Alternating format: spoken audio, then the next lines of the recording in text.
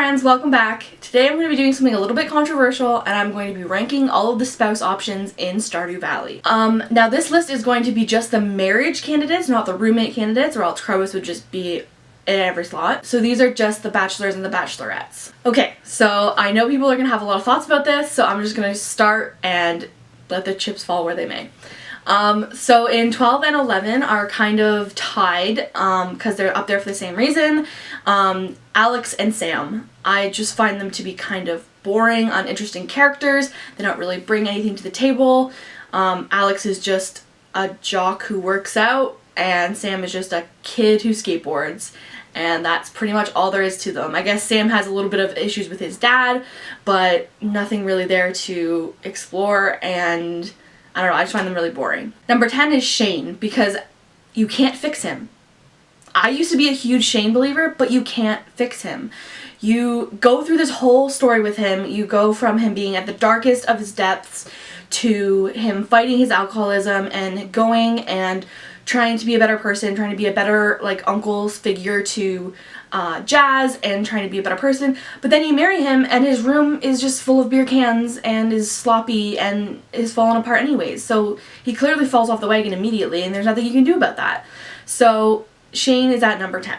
Number 9 is Elliot. I've never actually experienced his romance in game, but I just don't find him that interesting of a character. I know a lot of people have huge crushes on him, so this is going to be controversial. And he does have kind of an interesting story, like the fact that he's like a writer who's, you know, escaped to Stardew Valley to try to write his novel, and you're able to help him along with that and be his muse.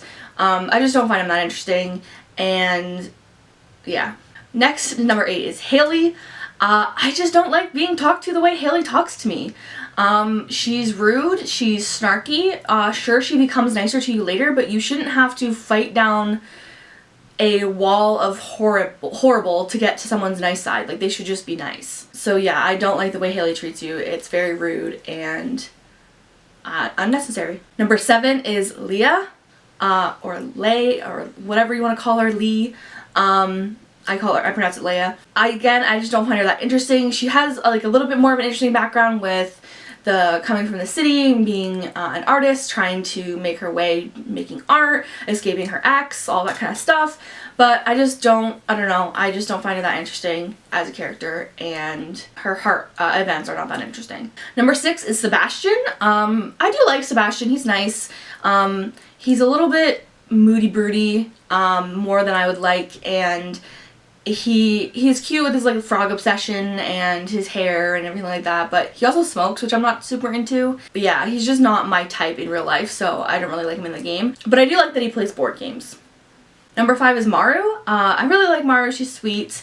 I like how she's like a little scientist girl, how she works at the clinic with Harvey, and the way she works on her little tools and her little machines. I think is really sweet. And yeah, I just think she's really cute. Number 4 is Emily. I love her story. I love her finding that bird and nursing it back to health. I love when she dances, you kind of have a weird hallucinogenic reaction and have weird acid trip when you watch her dance, and her 14 heart storyline is so fun and funny, so I really enjoyed romancing Emily. Number 3 is Abigail. I also really like Abigail. I mean, I love her purple hair. I love that she's a gamer. She's not the most interesting character in the world. She's got some problems with her family that she works out, and she's got like a little hamster that's cute, and yeah, I find her really interesting just as a person. And I really enjoyed her cutscenes where you get to like play games with her and stuff like that. Number 2 is Harvey. I think he's just the sweetest guy ever. He is so sweet. Like, once you start dating him, he just says like the nicest things to you all the time. I know he's a little bit nerdy, but I love a nerd. And like his little hobby with his ham radio is adorable. And I just love him. I think he's so sweet. And the fact that he's a doctor, I mean, the fact that he still charges you after you marry him is obviously a downside, but I don't know. I just think he's cute. Love his mustache. And last but not least, the number 1 spot on my list of Stardew Valley spouses ranked is Penny. I can't even tell you why I love Penny so much. I just think that she's such a sweetheart.